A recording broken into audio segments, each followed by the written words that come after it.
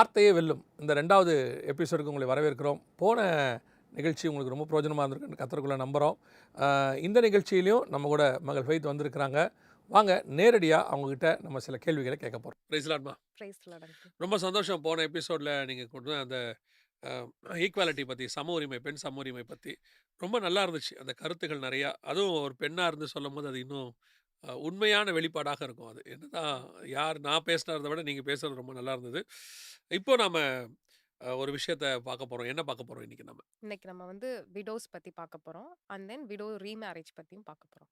So நம்ம வந்துட்டு விதவைகள் அப்படின்றது, எனக்கு இந்த விதவைன்ற வார்த்தையை சொல்கிறதுக்கு முன்னாடி கலைஞர் சொன்னது எனக்கு ஞாபகத்தில் இருக்குது. அவர் அழகாக சொன்னார், விதவைன்னு சொல்கிறத விட கைம்பெண்னு சொன்னோம்னா நல்லாயிருக்கும் அப்படின்னு சொல்லுவார். ஸோ அது மாதிரி நம்ம கைம்பெண், விதவை, அது நம்ம ஆனால் ஃப்ளோவில் விதவைங்கிறது வருது. ஆனால் தமிழ் வார்த்தையில் கைம்பெண்ணுங்கிறது நல்லா இருக்கு. கைம்பெண். ஆமாம். சரி, இப்போது இந்த விதவைகளை குறித்து பார்க்கும்போது, கைம்பெண்களை குறித்து பார்க்கும் பொழுது நிறைய இக்கட்டுகளை, கஷ்டங்களை சந்திச்ச ஒரு பர்சனல். பார்ட் இல்லையா? ஆமா கட்டாயம். அவங்கள பத்தி பார்க்கும்போது, நான் போன வாட்டி உங்ககிட்ட பேசும்போது சொன்ன ஞாபகம் இருக்குன்னு நினைக்கிறேன். சிங்கிள் பேரண்ட் பத்தி. தனியா ஒரு பெண் நின்று ஒரு பிள்ளைய வளர்க்கறது எவ்வளோ கஷ்டம் அப்படிங்கிறது. மோர் ஆர் லெஸ் அத விட அதிகம்னு நினைக்கிறேன் நானு. இந்த கட்டாயம். கைம்பெண்ணாக இருப்பது இல்லையா? இந்த கைம்பெண்களை குறித்து உலக பார்வை அல்லது இந்திய பார்வை நீங்க சொல்லுங்களேன். இதுக்கு முன்னாடி எப்படி இருந்துச்சு அப்படின்னு சொல்லி. விடோ அப்படின்னாலே வந்துட்டு எல்லார் மனப்பான்மையிலும் வந்துட்டு அவங்க வந்து ஏதோ ஒரு குறை உள்ளவங்க. அவங்க வந்துட்டு எதுலயுமே ஒரு சோஷியல் கேதரிங் எல்லாத்துலயுமே ரெஸ்ட்ரிக்டட் பண்ணப்பட்டவங்க தான்.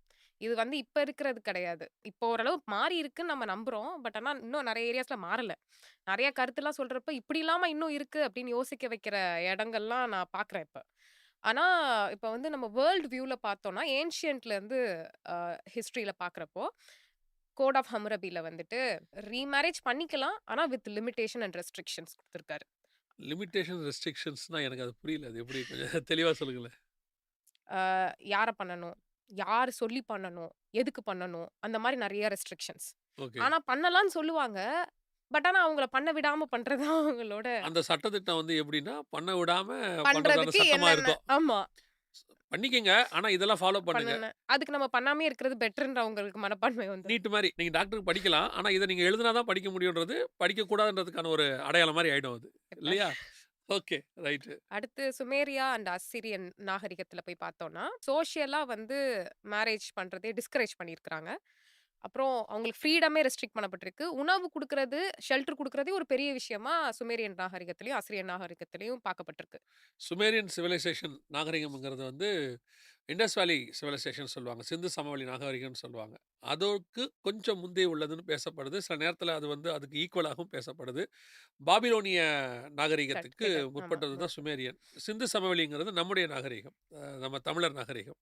ஸோ ஏறக்குறைய கிமு 4000, 4500, 5000 காலகட்டங்கள்ல உள்ளதான நாகரிகம் தான். அந்த காலகட்டத்தில் அங்க கொடுக்கப்படும் பொழுது, பெண்களுக்கு கொடுக்கப்படும் பொழுது, ஏன்னா அவங்களுக்கு புரியணும் இது எந்த காலமா இருக்கும் அப்படின்னு ம். யோசிப்பாங்க. அதுக்காக தான் கட்டாயம். நான் சொல்ல வரேன். ஸோ அந்த காலகட்டத்தில் பெண்களுக்கு விதவைகளுக்கு, கைம்பெண்களுக்கு சாப்பாடு, தண்ணி குடுக்கறது, ட்ரெஸ் குடுக்கறதே அதே ஒரு பெரிய விஷயம். பெரிய ஆமா, "உன்ன நான் பத்திரமா பார்த்துக்கிறேன்" அப்படிங்கிற மாரி. ஆமா. ஓகே. அடுத்து ரோமன் லால வந்துட்டு லீகலி ரெகக்னைஸ் தான் இருந்துச்சு. ஆனா வித்தவுட் மாரல் ஈக்குவாலிட்டி. இப்ப நீங்க வந்துட்டு நார்மலா வந்து முதல் தடவ கல்யாணம் ஆனவங்களுக்கு குடுக்குற மதிப்பு, அந்த 2வது தடவ கல்யாணம் ஆனவங்க ரீமேரேஜ் பண்ணவங்களுக்கோ, இல்ல விடோவுக்கோ குடுக்க மாட்டாங்க. ஓகே. கம்ப்ளீட்டா ரெஸ்ட்ரிக்ட் பண்றாங்க. ஆனா வந்து பாப்புலேஷன் அதிகரிக்கிறதுக்காக கல்யாணம் பண்ணிக்கலாம். ரோமன் லால ஓகே. சொல்லியிருக்காங்க. மக்கள் தொகை குறைவா இருக்கு. ஆமா. பெற்றெடுக்கிறதுக்கு ஒரு ஆள் வேணும் இப்ப. ஆமா. இன்னைக்கும் பல மதங்கள்ல பிள்ளை பெறுகிறவர்களாகவே பெண்கள பார்க்குறவங்க இருக்காங்க. கட்டாயம். குழந்தை பிறக்கிறதுக்கு அவங்க வேணும். அதுக்காக தான் அவங்கள வச்சிருக்கிற மாரி பல மதங்கள்ல இருக்கு. நான் பார்த்துருக்கிறேன். சரி, இதெல்லாம் ரீமேரேஜ் பத்தி நம்ம 2வது பேசுவோம். இந்த விதவைகள், கைம்பெண்கள் வந்து அந்த காலகட்டத்தில் அடைந்த கஷ்டங்கள் என்னவா இருக்கும்னு நினைக்கிறீங்க நீங்க? அத பத்தி சொல்லுங்களேன். நம்ம இந்தியா பத்தி பார்க்கலாம். இந்தியன் சோசியல் லாஸ்ல வந்துட்டு நெறைய அநீதிகள் நடக்கப்பட்டிருக்கு. ஏன்னா, நம்ம வந்துட்டு நெறைய வேதாஸ்ல வந்து வேற மாதிரி இருக்குன்னு சொல்றாங்க. ஆனா, பிராக்டிஸ்ல இருந்தத தான் நம்ம இப்ப பார்க்கணும். கட்டாயம் ரொம்ப கொடுமையானது வந்து சதி. ஓகே. சதி வந்து இருக்கிறதுலயே ஒன் ஆஃப் த மோஸ்ட் எப்படி சொல்றது? எக்ஸ்ப்ளைன் பண்ணவே கொடூரமான முடியல. விஷயம். கொடூரமான அதெல்லாம் தாண்டி அது ரொம்ப பயங்கரமான ஒரு விஷயம். அது எப்படி ஒரு ஹஸ்பண்ட் இறந்துட்டாருன்னா, அவங்களும் சாகணும் அப்படின்றது வந்து ஏத்துக்கவே முடியாத அதாவது ஒரு அவங்களுக்கு சொல்லிர்றேன். சதி என்பது உடன்கட்டை ஏறுதல் அப்படின்னு அர்த்தம். உடன்கட்டை ஏறுதல்னா, கணவருடைய சரீரத்தை எரிக்கும்போது கூடவே இவங்களையும் தள்ளிருவாங்க அத. அது அவங்களையும் எந்த புடிச்சு. ஏஜா இருந்தாலும் பரவால்ல. 6 வயசு பிள்ளைய வந்து 60 வயசு ஆளுக்கும் கல்யாணம் பண்ணி வைப்பாங்க. அவர் இறந்துட்டாருன்னா, அந்த 6 வயசு குழந்தையும் கட்டாயம் சாகணும். அதுல இன்னொன்னு கூட நான் படிச்சிருக்கேன். ஆ இது 660 சொல்றீங்க. அப்போ பால்ய திருமணம்னு ஒண்ணு இருந்துச்சு. நம்ம அத பத்தியும் பின்னாடி பேசலாம்.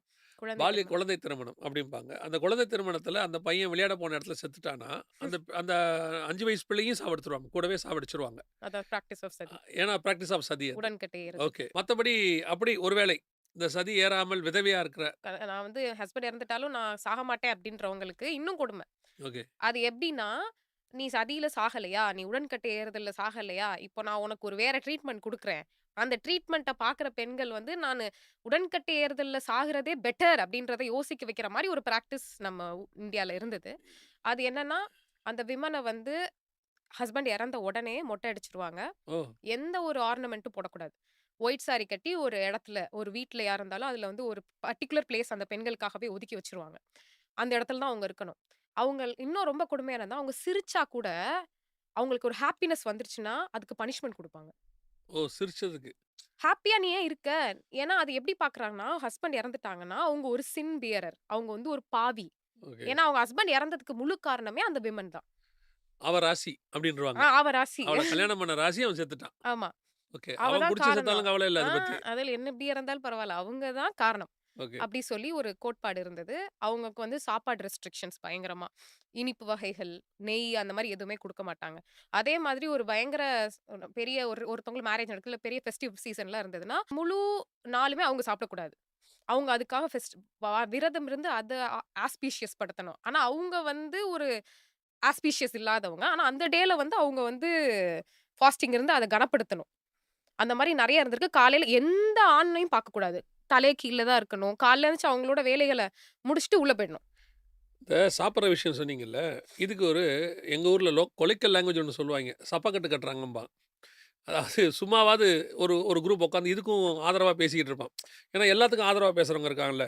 அவன் என்ன சொல்லுவான்னு கேட்டீங்கன்னா, "ஏன் நாங்க அந்த மாரி சாப்பாடுலாம் அவங்களுக்கு குடுக்கல தெரியுங்களா?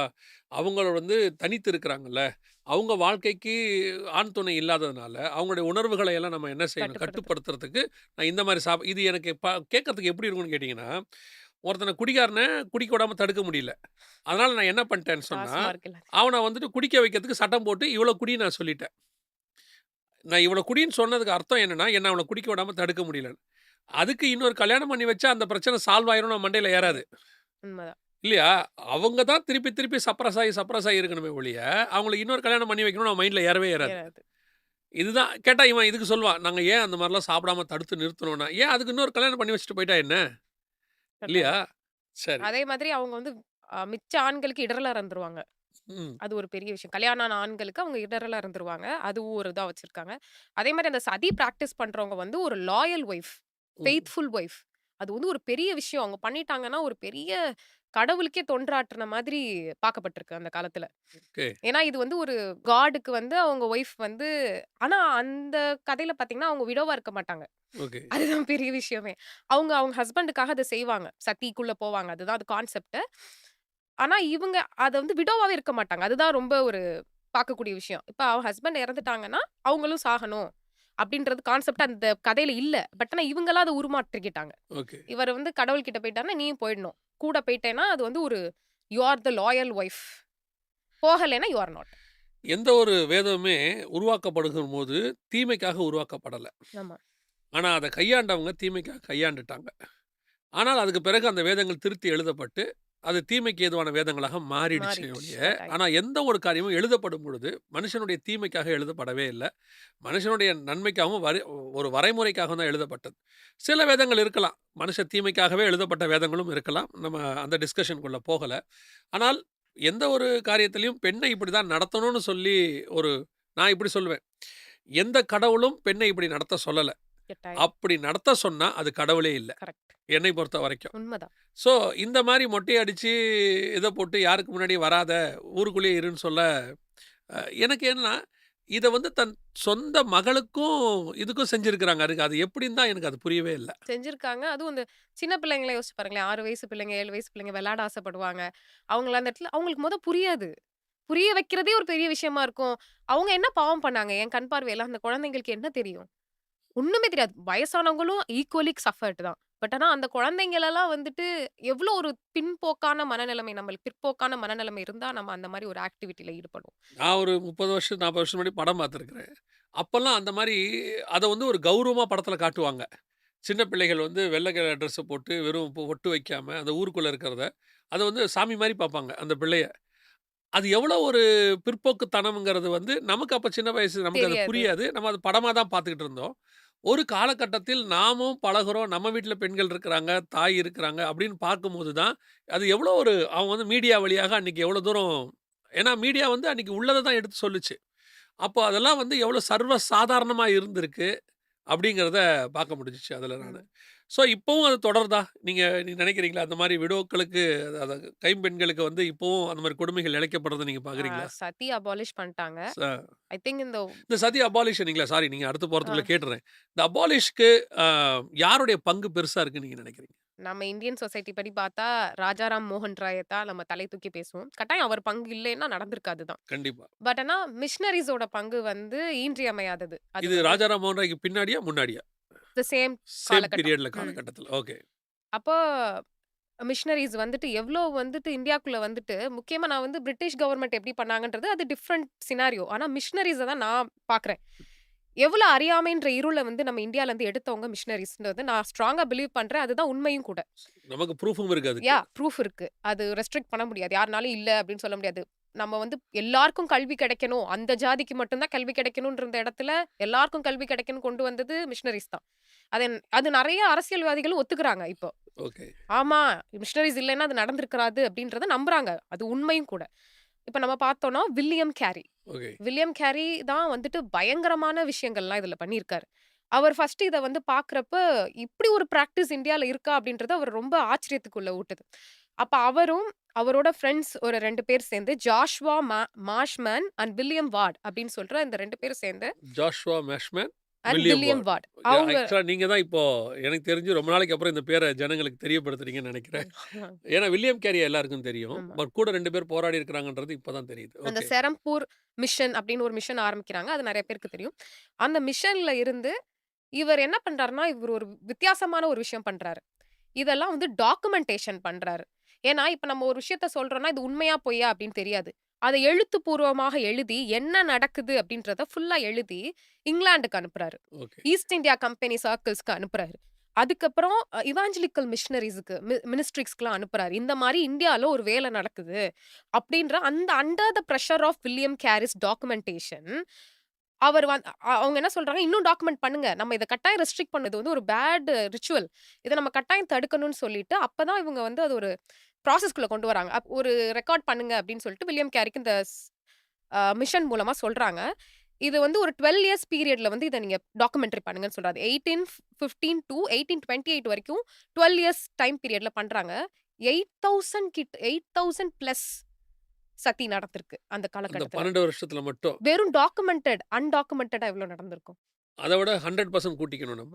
எஸ். இப்பவுமே நீங்க போய் ஒரு ஆக்சிடென்ட் எவ்வளோ நடந்திருக்குன்னு ஒரு ஆ போலீஸ்ல போய் எஃப்ஐஆர் நீங்க அத எடுத்து பார்த்தீங்கன்னா, நடந்தது குறைவா தான் இருக்கும். அதாவது ஃபைல் ஆனது. ஃபைல் ஆகாதது தான் நெறையாக இருக்கும். இல்லையா? கோவிட் மாரி தான். கோவிட் மாரி தான். ஓகே. 8000 8000 பிளஸ். அதே மாதிரி அடுத்து மெட்ராஸ், பாம்பேலயும் ஒரு இது நடத்த சொல்றாங்க. அதுல வந்து 630 பிளஸ் இருக்கு. அது மாரி நெறைய நடந்திருக்கும். பட் டாக்குமென்டட். அதுல நெறைய பாக்குறாரு. ஒரு சின்ன புள்ளலாம் வந்து அழுகுது. அந்த குழந்தையோட அழுகை சத்தத்த கம்மி பண்றதுக்காக இவங்க சாண்டிங் பண்றாங்க. மந்திரங்கள சொல்றாங்க. ட்ரம்ஸ் அடிக்கிறாங்க. அப்பதான் அந்த குழந்தையோட அது வந்து வேண்டாம உள்ள போகுது அப்படின்றது தெரியாம இருக்கு. இதெல்லாம் வந்து வில்லியம் கேரி இஸ் டாக்குமென்டிங். அதுக்கப்புறம் இன்னொரு பொண்ணு வந்து வெளியில தீ எரிஞ்சதோட ஓடி வரா. திருப்பி பிடிச்சு உள்ள தூக்கி போட்டு எரிக்கிறாங்க. சோ திஸ் இஸ் நாட் அவங்க வில்ஃபுல்லா பண்ணல. பிகாஸ் இத அட்வொகேட் பண்றதுன்னா women is loyal. So she is doing அப்படின்னு நெறைய ஃபிலிம்ஸ்லலாம் இப்ப காமிக்கிறாங்க. அவங்க வில்ஃபுல்லா பண்ற மாரி. பட் இந்த காலகட்டத்துல அவள் டாக்குமெண்ட் பண்ணதுல வில்ஃபுல்லா பண்ணல. நான் விட்டுருங்கன்னு சொல்லி அவங்க கதர்றாங்க. விடாம அவங்கள வந்து சதியில எரிக்கிறாங்க. இது அதுக்கப்புறம் அபாலிஷ் பண்றதுக்காக பெங்கால் சதி ரெகுலேஷன் ஆக்ட் 1829ல கொண்டு வராங்க. ஓகே. அத தான் கொண்டு வந்து அதுக்கப்புறம் அந்த 1830ல என்ன சொல்றாங்கன்னா, சதின்ற பிராக்டிஸ் வந்து இட் இஸ் கம்ப்ளீட்லி இல்லீகல் அப்படின்றத கொண்டு வராங்க. It's equal to culpable homicide சொல்லுவாங்க. கல்பபிள் ஹோமிசைட்னா இட்ஸ் அமௌண்ட்ஸ் டூ மர்டர்ன்னு சொல்லுவாங்க. Murder is different. But culpable homicide all culpable homicide is not மர்டர்ன்னு சொல்லிட்டு லால ஒரு டெர்ம் இருக்கு. அது ஏன்னா, அ அது வந்து வில்ஃபுல்லா பண்ற மாரி கொண்டு போவாங்க. அது மர்டருக்கும், ஆம் சாகறதுக்கு சூசைட் பண்ணி அது ஒரு மாரி ஒரு மிக்ஸ்டடா இருக்கும். ஸோ, இது வந்து கல்பபிள் ஹோமிசைட்ன்னு சொல்றாங்க. லேட்டர் இது வந்து மர்டராவே கிளாசிஃபை பண்றாங்க. Classify yeah! பண்ணிடுறாங்க. இல்ல இப்போ இந்த கொலைக்கும் கொலைக்கும் உள்ள வித்தியாசம் மாதிரி ம். இல்லையா? கேட்டா அது கருணை கொலை அவங்களே கேட்டாங்க அப்படின்ற மாரி கொண்டு வருவாங்க. இப்போ முதலாவது இவர்கள் வந்து மொட்டையடிக்கப்பட்டு தனித்து விடப்பட்டாங்க. இல்ல சதியில கொண்டு சாவடிக்கப்படுறாங்க. ஸோ இந்த சட்டங்கள் வந்து 18த் செஞ்சுரில நான் இத பார்க்கும்போது என்ன நினைக்கிறேன் அப்படின்னா, மிஷனரிகளை பத்தி சொல்லும்பொழுது, மத பிரச்சாரம் பண்ண வந்தாங்க, மத பிரச்சாரம் பண்ண வந்தாங்கன்னு சொல்றாங்கல்ல. சரி அது ஒரு பக்கம் இருக்கட்டும். இங்க மத பிரச்சாரம் பண்ணாதவங்க எந்த மதக்காரங்களும் இல்ல. எல்லா மதக்காரங்களும் மத பிரச்சாரம் பண்ணிட்டு தான் இருக்கிறாங்க. ஆர்டிக்கல்லே இருக்கு. மத பிரச்சாரம் நீங்க பண்ணிக்கலான்னு. பண்ணிக்கலான்னு இருக்கு. மத்த மத பிரச்சாரக்காரங்க பண்ணாத மாதிரியும், கிறிஸ்தவர்கள் மட்டுமே பண்ற மாரியும் பேசுறதுங்கிறது அது வேற விஷயம். அது ஒரு புரபகண்டான்னு யாஹ்! வச்சுக்கோங்களேன். அத தாண்டி இந்த மிஷனரிகள் செய்த இந்த விஷயத்த ஒருத்தன் மிஷனரிகள எதிர்க்கிறான் இல்லையா? யார் எதிர்ப்பான்னு நினைக்கிறேன்னா, மத பிரச்சாரம்லாம் ஒரு பக்கம் இருக்கட்டும். இத ஆதரிக்கிற ஒரு குரூப் இருக்கும்ல. பழமைவாதிகள்னு ஒருத்தன் இருப்பான்ல. இன்னும் அந்த கவர்மெண்ட்ட நான் கொண்டாருவேன். இன்னும் அந்த ஆட்சிய கொண்டு வருவேன்னு சொல்லி பேசுற ஒரு குரூப் இருக்கும். பழமைவாதிகள் குரூப் இருக்கும். அவனுக்கு தான் அந்த மிஷனரிகள் பண்ணது எல்லாமே கோவத்த கொண்டாரும். கட்டாயம். இல்லையா? நான் பண்ணது தப்பு தான்னு அவனால உணர்வே வராது. அது அந்த காலத்துலருந்து நாங்க செய்றோம். நாங்க அப்படிதான் செய்வோம். அப்படின்னு சொல்லி ஒரு குரூப் இருக்குல்ல. அவர்களுக்கு தான் மிஷனரி பண்ண இந்த காரியங்கள் வரும். அப்போ விதவைகளுடையதான கொடுமைகள் இவ்வளவு தூரம் இருந்திருக்கு. இதை தாண்டி வேற ஏதாவது நடந்திருக்குதா? விதவைகளுக்கு இந்த மாரி கொடுமைகள் வேற ஏதாவது நம்ம ஆமா. பார்க்க முடியுமா? விதவைகளுக்கு வந்துட்டு ஹஸ்பண்டோட ரைட்ஸ் எதுவுமே கிடையாது. ஓகே. ஃபாதர் ரைட்டும் குடுக்க மாட்டாங்க. ஆன்சிஸ்ட்ரல் ப்ராப்பர்ட்டில பங்கு கிடையாது. இந்த மாரி நெறைய ரெஸ்ட்ரிக்ஷன்ஸ் இருந்திருக்கு. ஆனா, இப்ப 2005ல கொண்டு வந்த ஆக்ட் படி அவங்களுக்கும் ஆன்சிஸ்ட்ரல் ப்ராப்பர்ட்டில ரைட் இருக்கு. அப்படின்னு கொண்டு வந்து எல்லாமே இப்ப தான் வந்து ஒரு ரெகுலேஷன்ல வருது. ரொம்ப கேட்கவே கொடுமையா இருக்கு. ஆனா எனக்கு அந்த நீங்க சொன்னது இன்னும் என் மனசுல ஒரு மாரி பதிஞ்சிருச்சு. அந்த எரிஞ்சுகிட்டு இருக்கும்போது ஓடி வந்து திருப்பி தூக்கி உள்ள போடுறதுங்கிறதெல்லாம் கற்பனையே நம்மளால பண்ண முடியல. இல்ல. இந்த விதவைகளுக்கான இவ்வளவு கொடுமைகள் நடந்திருக்கு. இதுக்கு கர்த்தர் மிஷனரிகளை அனுப்பி அவர்கள் மூலமாக ஒரு அந்த ஆக்ட்ட கொண்டு வந்து பிரஷரைஸ்ட் பண்ணனால அது இவ்ளோ பெரிய ரெவல்யூஷன் ஆயிருக்கு. Because of the mission. இன்னைக்கு இந்த சதிய நடத்துனா, ஆதரிக்கிற கூட்டம் ஒண்ணு இருக்கு. அத விட்டுருங்க. இருக்கு. இன் அத குளோரிஃபை பண்ணி பேசுறதே சட்டத்துல வந்து தவறுன்னு குடுத்துருக்காங்க. ஓகே. அத குளோரிஃபை பண்றீங்க. சதி வந்து ஒரு நல்ல பிராக்டிஸ் அப்படின்னு நான் சொன்னேன்னா, அத பேசி நான் அத வந்து நான் ரெக்கார்ட் பண்ணிட்டேன், ஏதாவது பண்ணிட்டேன்னா, கமிஷன் ஆஃப் சதி பிரிவென்ஷன் ஆக்ட் 1987 ஒரு ஆக்ட்ல குளோரிஃபிகேஷனுக்கே அது வந்து தப்பு. அத வந்து தூண்டுறாங்க பாருங்க. சதி நீ பண்ணு. உன் ஹஸ்பண்ட் இறந்துட்டார்ல அப்படின்னு தூண்டுனா, அதுக்கும் லைஃப் இம்ப்ரிசன்மென்ட்டும், இல்ல பெனால்டியும் இருக்கு. ஓகே. அ ஸோ அது ஒரு அவ்வளோ பெரிய கொடுமையான ஒரு விஷயமா பார்க்கப்படுது சட்டத்தால. அந்த சட்டம் இயற்றுவதற்கு மிஷனரிகளுடைய பங்கு பெரும் பங்கு வகிச்சிருக்கு. ரொம்ப சந்தோஷமா இத கேட்கும்போது. கடைசியா நாம் இந்த நிகழ்ச்சியோட முடிவுக்கு நேராக வந்திருக்கிறோம். இன்னைக்கும் இந்த விதவைகளுக்கான, கைம்பெண்களுக்கான எத்தனையோ விடுதலைகள் கிடைச்சிருக்கு. சட்டப்படி விடுதலை கிடைச்சிருக்கு. ஆனா, இன்னும் வீடுகளில விடுதலை கிடைக்கலங்கிறது நமக்கு தெரியும். நெறைய பேர பார்க்குறோம். இன்னைக்கும் பல இடங்கள்ல ஒரு கல்யாணத்துக்கு போனாலோ, ஒரு இடத்துக்கு போனாலோ, இன்னும் பெண்கள வந்து அப்படிப்பட்ட பெண்கள முன்னாடி நிறுத்துறதுக்கு அனுமதி குடுக்கறதில்ல. "நீ ஏன் முன்னாடி வந்து நிக்கிறன்னு?" கேட்குற இடம் இன்னும் இருக்கு. எத்தனையோ கிராமங்கள் இருக்கு. எத்தனையோ சகோதரிகள் கணவனை இழந்து வீட்டுக்குள்ளேயே முடங்கி கிடக்கிறவங்க எத்தனையோ பேர் இருக்கிறாங்க. அண்ணன் தம்பிங்க 2 பேரு கூட இருந்து நாங்க பார்த்துக்கிறோம். நீங்க ஏன் வேலைக்கு போறீங்கன்னு விதவைகள வேலைக்கு போக விடாம தடுக்கிற கூட்டம் இன்னைக்கு இருந்துட்டு இருக்கு. டிபெண்டன்ட்டா இருக்கணும். டிபெண்டன்ட்டா இருக்கணும். இன்னும் பிள்ளைகள் இருப்பாங்க. நாங்க உங்க பிள்ளைகளுக்கு சோறு போடுறோம். நீங்க வீட்டு வேலைய மட்டும் பார்த்துக்கிட்டு இருக்கன்னு வேலைக்காரியா வச்சிருக்கிறவங்க இருக்கிறாங்க. தங்கச்சி விதவையாயிட்டா தங்கச்சிய கொண்டு வந்து தான் வீட்ல வேலைக்காரியா வச்சுக்கிட்டு, அவங்க பிள்ளைகள படிக்க வைக்கிறோங்கிற பேர்ல கொடுமைப்படுத்திக்கிட்டு, இவங்க அவங்க மனைவிகளோட சந்தோஷமா இருந்துட்டு இருப்பாங்க. அந்த பிள்ளை தனி ரூம்ல உட்காந்துட்டு கஷ்டப்பட்டுக்கிட்டு இருக்கும். இதுவும் இருக்கு. அப்படிப்பட்ட சகோதரிகளுக்கு சொல்லுகிறோம். இந்த உங்களுக்கு உறுதுணையாக கர்த்தர் இருக்கிறார். இந்த விதவைகளை இப்படியே விட கர்த்தர் விரும்பவில்லை. இந்த வேதம் இருக்கே, இது எல்லாத்துக்கும் முன்னாடி எழுதப்பட்டதான வேதம். வேதம்னா இது it's a law book also. இது ஒரு சட்ட புத்தகம். இந்த சட்ட ரீதியாக இப்படிப்பட்டதான துன்பம் அனுபவிக்கிறவர்களுக்கு, கஷ்டம் அனுபவிக்கிறவர்களுக்கு, தனிமையில இருக்கிறவர்களுக்கு, கண்ணீர் வடிக்கிறவர்களுக்கு, இயேசு கிறிஸ்து துணையா இருக்கிறாருங்கிறத நாங்க எந்த மாற்று கருத்து இல்லாம தைரியமாக சொல்லுவோம். ஏன்னா, ஒரு தனிமையில விடப்பட்ட யாரா ஆணா இருந்தாலும் சரி, பெண்ணா இருந்தாலும் சரி, அவர்களுக்கு உறுதுணை, அவங்கள கூட இருந்து ஆறுதல் படுத்தி, எல்லாத்தையும் செய்கிறவர் ஆண்டவராகிய இயேசு கிறிஸ்து. அதில மாற்று கருத்து எதிலுமே இல்ல. அப்படிப்பட்டவர்களுக்கு சட்ட ரீதியாய் கூட கர்த்தர் என்ன செஞ்சிருக்கிறாரு, என்ன எழுதி வச்சிருக்காரு, 4000 வருஷத்துக்கு முன்னாடி, 5000 வருஷத்துக்கு முன்னாடி இந்த வேதம் என்ன சொல்லுது அப்படிங்கிற எல்லாவற்றையுமே கர்த்தருக்கு சித்தமானால் வருகிற அடுத்த எபிசோட்ல உங்களோடு கூட இதோட 2வது பகுதி, விதவைகளுக்கான அடுத்த கட்ட மறுமலர்ச்சி அல்லது மறுகாரியம் என்ன நடந்துச்சு, வேதம் என்ன சொல்லுதுங்கிறதையும், சட்டம் என்ன சொல்லுதுங்கிறதையும் கர்த்தருக்கு சித்தமானால் சந்திப்போம். வருகை தாமதிக்குமானால் சந்திப்போம். ரொம்ப தேங்க்ஸ்மா. இப்படிப்பட்ட காரியங்கள வந்து சொல்லி, அ சட்ட ரீதியாக தடுத்திருக்கிறாங்க. பைபிளும் இத ஆதரிக்கல. எந்த கட்டாயம். இடத்துலயும் விதவைய கொல்லணும்னு பைபிள் ஒரு இடத்துல கூட சொல்லவே இல்ல. எனக்கு அது ரொம்ப சந்தோஷமான ஒரு விஷயம். எந்த இடத்துலயுமே இந்த அவன் கணவன் செத்துட்டான், அவன சாவடி. இந்த வேதம் யாரையும் கொல்லுவதற்கான வேதம் இல்ல. எல்லோரையும் வாழ வைக்கிறதான ஒரு வேதம். கர்த்தருக்கு சித்தமானால் மீண்டும் சந்திக்கிறோம். God bless you.